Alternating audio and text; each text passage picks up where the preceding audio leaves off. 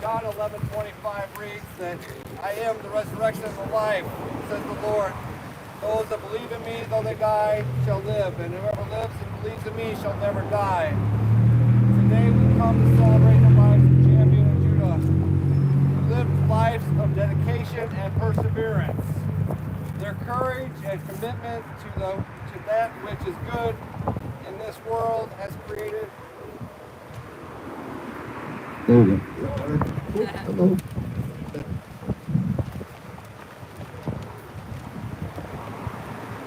Champion and Judah lived lives of dedication and perseverance. Their courage and commitment to that which is good in this world has created a lasting impact. They've imprinted upon our campus and the greater Monmouth community. Today, at this moment, we now remember and celebrate and learn from the values they lived as we honor their lives and their legacy. I'd like to introduce President Wyatt.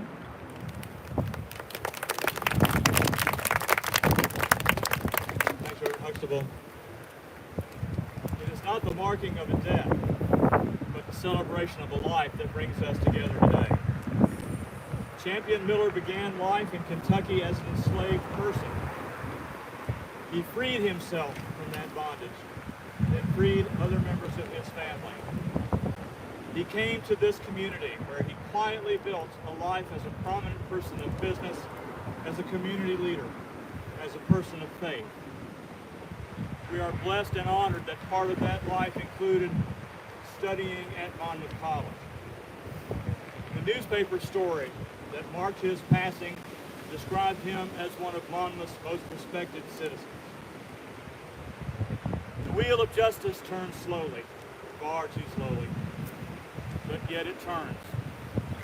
Mr. Miller's hands turned that wheel during his life, and his hands are on ours today as we continue that wheel's slow but undeniable turning toward greater justice for all Americans. His was a life of quiet struggle, quiet dignity, quiet trial and triumph. But I hope that somehow Mr. Miller knows that his quiet life still speaks to us now, that he knows that in our eyes he truly is and always will be a champion.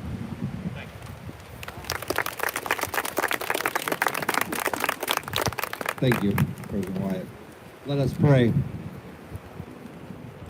O God, whose compassion and mercy cannot be numbered, accept our prayers that we lift up this day in honor of your faithful servants, Champion and Judah. Let us be awed by their dedication, their faithfulness, and their commitment to living as exemplary examples of followers of your call. empower each of us with the strength and a willingness to learn the valued lessons that they taught throughout their lives. Let us strive to emulate their commitment to compassion for all and to seek to always better our community for each and every person. All of this we ask as we enter this sacred time of celebration of their wonderful lives. As we pray in your name, amen. And now I'd like to introduce Monmouth College historian Jeff Rankin. John, welcome back to campus, all of you visitors. The African American history of Monmouth is almost as old as the town itself. Monmouth was founded in 1831, and in 1833, a young slave woman from Rockbridge County, Virginia, came to Warren County with her master, Annie L. Rogers. Her name was Venus McCormick, and she was previously enslaved on the Virginia plantation of Robert McCormick, who was the father of Cyrus McCormick, the inventor of the mechanical reaper and the founder of McCormick Theological Seminary in Chicago. Venus's master, Annie L. Rogers, immediately announced he would emancipate Venus on her 18th birthday, which, as she was only 17, he indentured her for 1 year.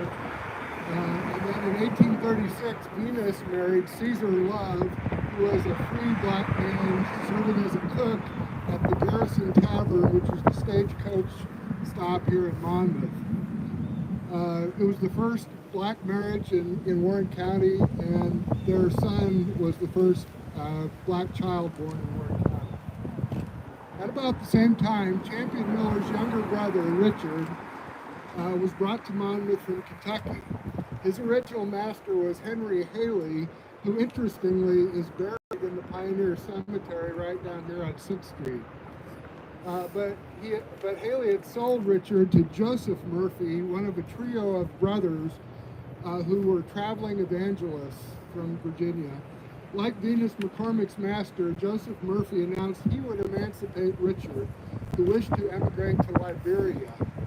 Murphy posted a $1,000 bond with the court in the event that he failed to go to Liberia or failed to provide for himself.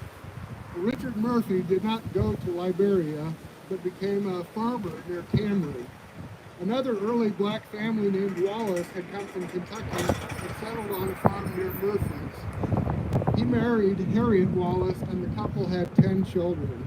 Their youngest daughter, Nancy, who is buried about 50 yards to the east of here, married Thomas Haynes, a barber who ran a successful shop on the current site of the patent block. Now we come to Champion Miller, who at the age of 40 was able to purchase his freedom from the estate of his deceased master. 8 years later, he followed his brother Richard Murphy to Monmouth. It was in 1856, the year of founding of Monmouth College. The following year, Champion was joined in Monmouth by his wife Judah and 2 of their children. From 1858 to 1860, Champion Miller was taught to read and write by William Moffett, a seminary student at Monmouth Presbyterian Seminary. And then he was a founder, Champion was a founder of the first African church, which later became the Monmouth's Fourth Presbyterian Church. And when that church closed in 1871, Champion and his family were welcomed into the First Presbyterian Church, which was all white, and they became valued members of that congregation. Champion Miller, a humble man who earned his living by taking in laundry in his home, became one of Monmouth's esteemed citizens. At his death in 1882, he was survived by his wife, 3 daughters, and his brother. His son William, who had died serving in a colored regiment in the Civil War. Although cemetery records are incomplete, we believe his wife Judah, their daughter Melinda, and Melinda's 8-year-old daughter are all interred in this site here. More than a year ago, on my birthday, I decided to see if I could use the occasion to raise funds for a monument to Champion Miller after Regina Johnson had recently confirmed his burial location. I was floored and humbled by the response from scores of mostly local citizens and some alumni from distant places. and they immediately embraced the project and gave generously. In a perfect world, the stone would have been erected 141 years ago. But the important thing is that it is now here to educate and inspire future generations. Champion Miller's name and legacy lives on in the center that bears his name at Monmouth College. It is my hope that students will make an annual pilgrimage to this site during Black History Month to celebrate the life of Champion Miller and the other pioneer black citizens buried in this historic cemetery. Thank you.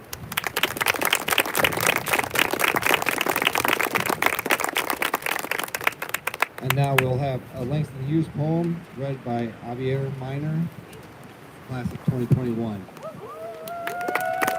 Thank you. All right. It has been a while since I've done this, but I'm so grateful for the honor to grace you all with this beautiful poem. It's a heavy one that weighed very heavy on my heart as I practiced it and tried to deliver it. So thank you all for joining me, and I hope to do this poem justice. Let America be America again by Langston Hughes. Let America be America again. Let it be a dream it used to be. Let it be the pioneer on the plain, seeking a home where he himself can be free. America was never America for me.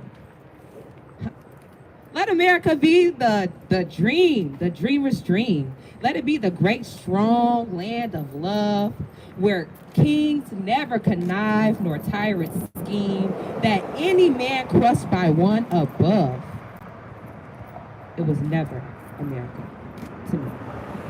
Oh, let my land be the land where liberty is crowned, with no false patriotic wreath, but an opportunity is real and life is free. Equality is in the air that we breathe. There has never been equality for me, nor freedom in this homeland of the free.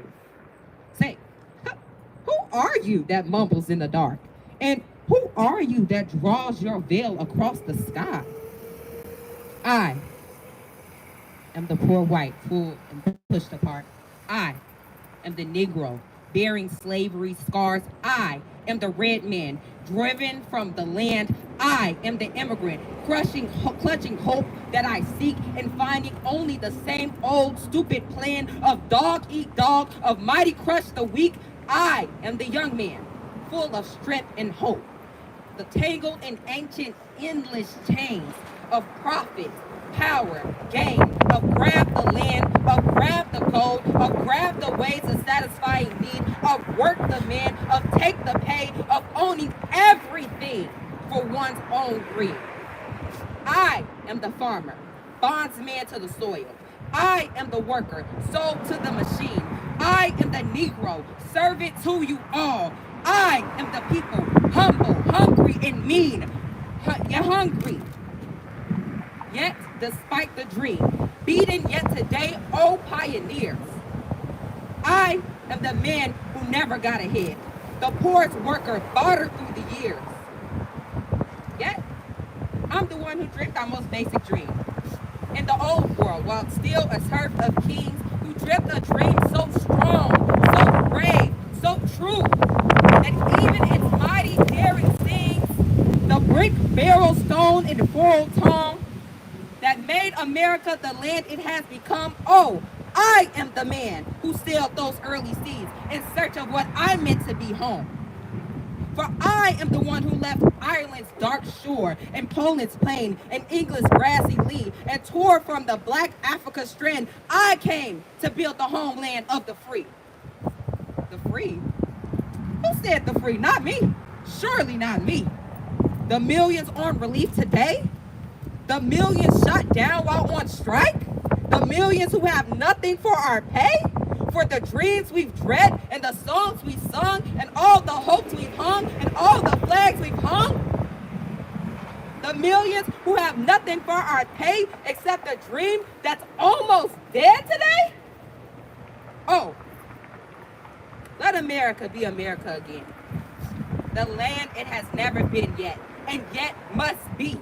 the land where every man is free, the land that is mine, the poor man's, Indians, Negroes, me, who made America, who blood and sweat, whose faith in pain, whose hand at the foundry, who plows in the rain, we must bring our mighty dream back again.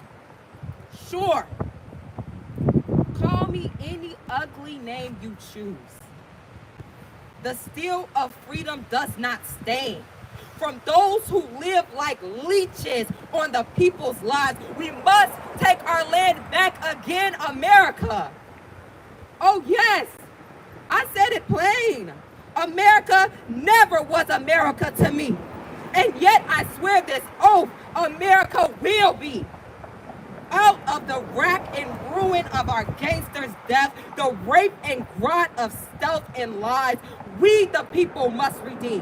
The land, the mines, the plants, the rivers, the mountains and endless plains, and all the stretches of those great green states, and make America again. Langston Hughes.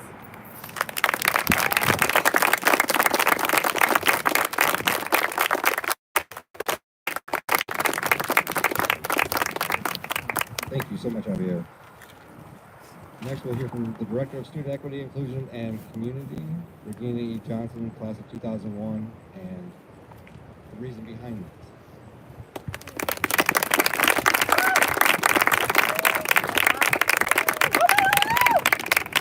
As I stand with each of you today, two words come to mind: overwhelmed and surreal. To be part of the storytelling of Champion Miller's impact and legacy within the history of not only Warren County, but Monmouth College is simply unreal.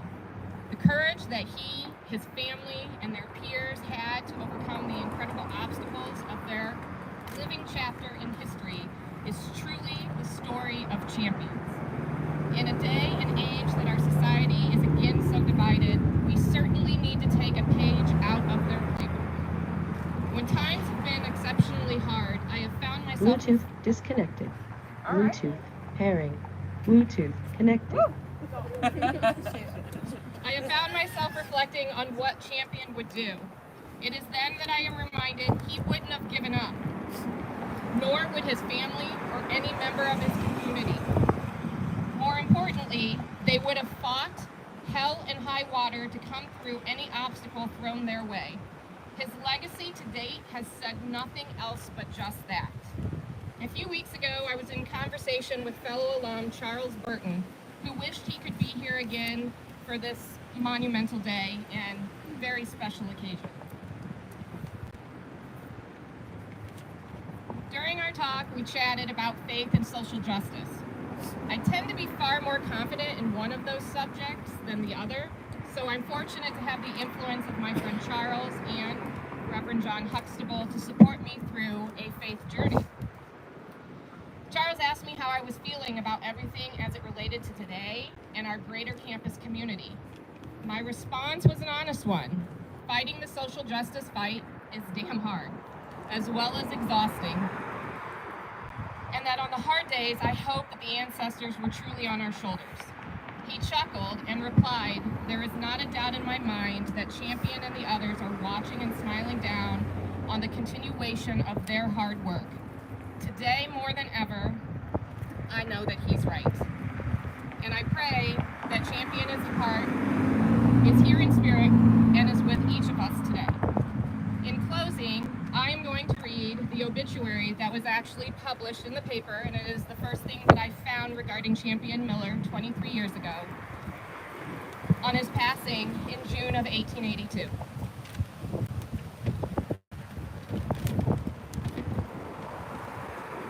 Champion Miller, this highly respected colored man, died at his home in this city June 9th of 1882 of complication of disease and after a lingering illness in the 74th year of his age. Mr. Miller was born a slave in Barron County, Kentucky, but by decree of the Circuit Court in Edmonton County, Kentucky, he was emancipated on December 5th, 1848. Having paid to his master, Archibald Miller, then deceased, the sum of $600 with interest from January 2nd, 1840. for the privilege of possessing his own body. Later, he bought the freedom of his wife and daughter and son, paying $800 for the wife and $400 for his son. The son died in Helena, Arkansas from fever contracted while serving his country in the Civil War. Mr. Miller came to Monmouth in 1856.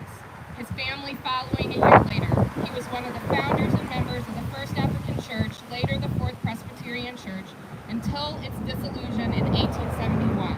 Then a member of the First United Presbyterian Church until his death.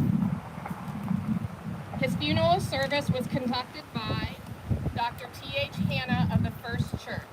The Atlas said of Mr. Miller, "Here lived an upright, honorable Christian life, so that it had been said of him since his death that no man in Monmouth was more respected.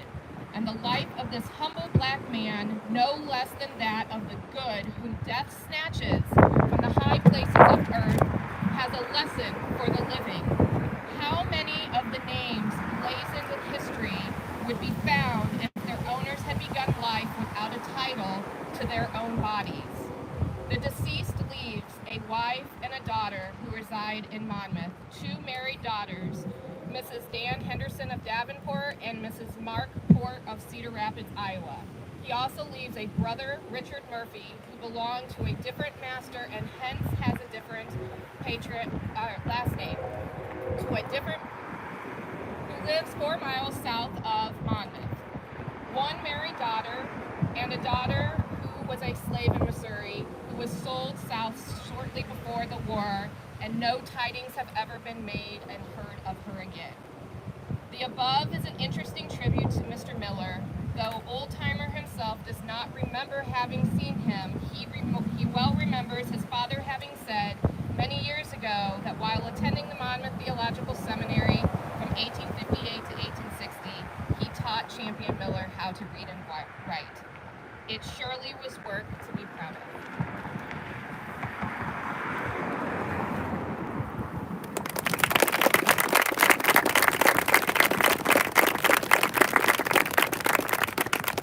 And now we'll have a Harold Green poem, Unique's Vision, read by Morgan Thompson and Elizabeth Guzman, seniors.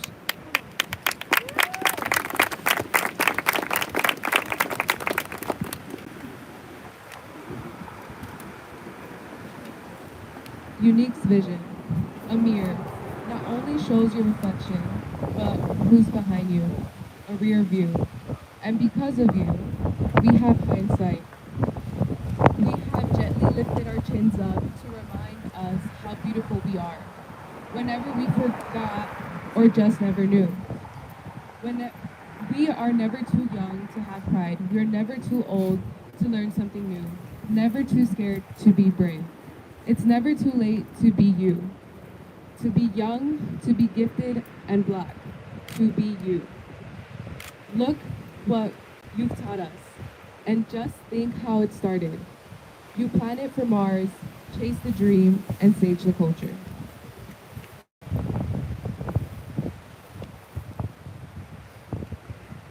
Building a legacy for your legacy defenders, who reaps the benefits of the farmers, children of the harvest.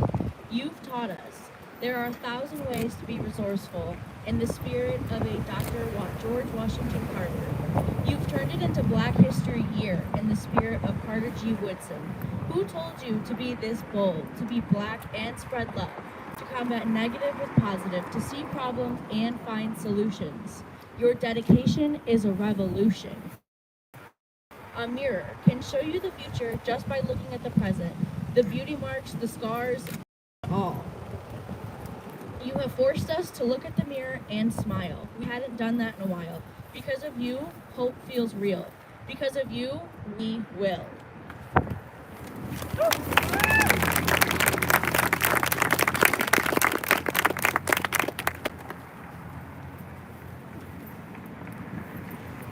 We're going to play a song. As we were putting together today's program and thinking about what message and what we wanted to convey, ironically, I back to a CD. Yes, a CD. CD. I did say that. We came back to you a CD that I listened to in the Hubbard House quite frequently when I was doing the research and writing this paper. And so I think that this song sums up the things that we do.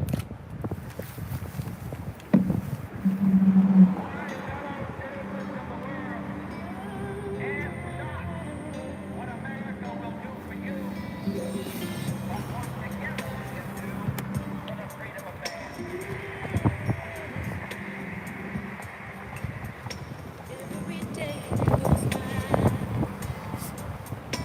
Every moment you will find there's a broken heart, a tear is cried, a wish is made that never comes true. And somewhere, someone needs to be found. All the things we do, the things we say, are gentle rays of hope that touch us all each day. Oh, each day. The things we do, the things we say, these are the greatest gifts we'll ever give away. The things we do. Oh, yeah. Now every day in this life, every moment you'll find a heart is healed, a dream is found, a tear is dried, laughter is heard, and somewhere, someone's life will be changed. All the things we do, the things we say, are gentle rays of hope that touch us all each day. The things we do, things we say, these are the greatest gifts we'll ever give away. The things we do. Oh, every hand that has been held has got for somebody else. In every move we make, every day, we pass along this way. The things we do, yes, the things we say are gentle rays of hope that touch us all each day. Oh, the things we do, the things we say. These are the greatest gifts we'll ever give away. The things we do. Oh, yeah, things we do. So when you wake up in the morning and you find someone who's lost and lonely, just take them by the hand and help them find their way. When you're walking down the street and you see a man who has no food to eat, just reach into your pocket and help make his day. I have a dream. I have a dream. With this day, somebody smile. Oh, it makes somebody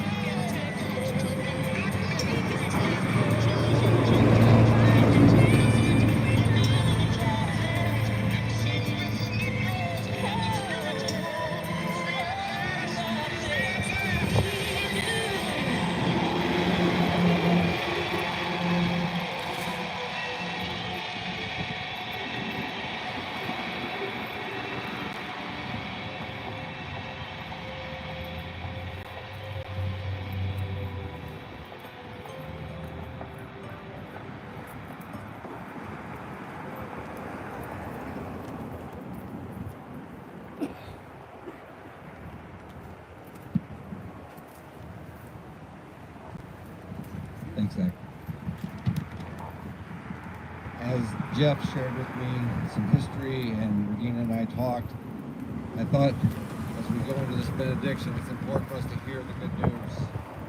Because it's the good news that Champion lived out in his life.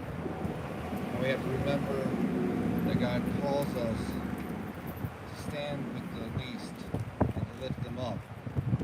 And hear these words from Matthew 5. When Jesus saw the crowds, he went upon the mountain and he sat. And his disciples came to him, and he began to speak and teach them by saying, "Blessed are the poor in spirit, for theirs is the kingdom of heaven. Blessed are those who mourn, for they will be comforted.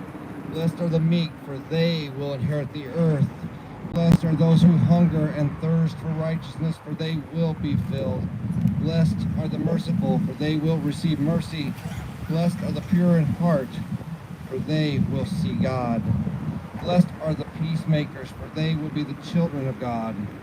Blessed are those who are persecuted for righteousness' sake, for theirs is the kingdom of heaven. And blessed are you when people revile you, persecute you, and utter evil things against you falsely on my account.